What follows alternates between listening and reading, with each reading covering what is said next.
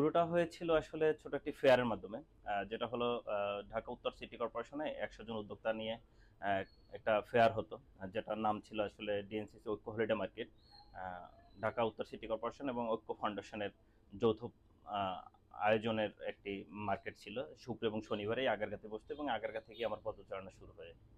আসলে বাংলাদেশের প্রেক্ষাপটটাই এরকম যে আমরা পড়ালেখা করব, চাকরি করব। সেটা আমরাও ওই ধরনের ছোটবেলা থেকে দেখে আসছিলাম এবং আমরা ওই মানে অভ্যাসের সাথে অভ্যস্ত। আর আমি এখানে যে কাজ শুরু করি, এর আগে আমিও চাকরি করেছি একটি স্বনামধন্য প্রতিষ্ঠানে।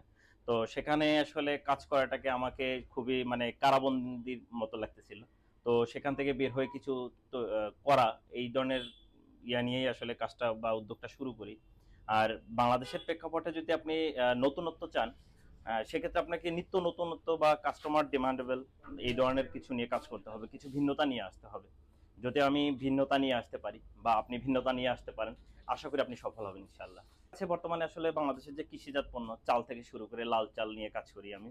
আর এছাড়া যে একদম প্রান্তিক পর্যায়ে যে চাতালে ধান ভাঙা হয়, যে ধরনের চালগুলো, যেমন BR-29, যেগুলো হাফ কেজি চাল বলি আমরা, যেমন BR-29, BR-49, কাটারি নাজির, কাটারি সিদ্ধ, এ ধরনের কিছু ভিন্নতা নিয়ে আসছি। আর তাছাড়া আমরা মধু, বিভিন্ন ধরনের মধু নিয়ে কাজ করি আমি, পাহাড়ি, বিশেষ করে পাহাড়ি মধু এবং চাষের মধুগুলো রয়েছে। এবং এছাড়া সরিষার তেল, নারিকেল তেল, আমাদের যে ভেন্নার তেল, কালো জিরার তেল, আহ, তারপরে তিসির তেল, তিলের তেল, এই ধরনের তেলগুলো নিয়ে কাজ করতেছি। এবং তার পাশাপাশি আসলে কৃষিজাত পণ্যগুলোর ভিতরে অন্যতম রয়েছে যেমন আমাদের দেশে যে দেশীয় জাত, যেমন সোনা মুগ ডাল, ফাগুনি মসুর ডাল, তারপরে মাসকলাই ডাল, এই ধরনের প্রোডাক্টগুলো নিয়ে কাজ করি। আর তাছাড়া বিভিন্ন সিজনাল যে প্রোডাক্টগুলো আসে আমাদের দেশে, খেজুরের গুড়, খেজুরের রস, আখের গুড়, যেমন হাতে বানানো চিরা, লাল চিরা যেটা, এগুলো নিয়ে কাজ করতেছি।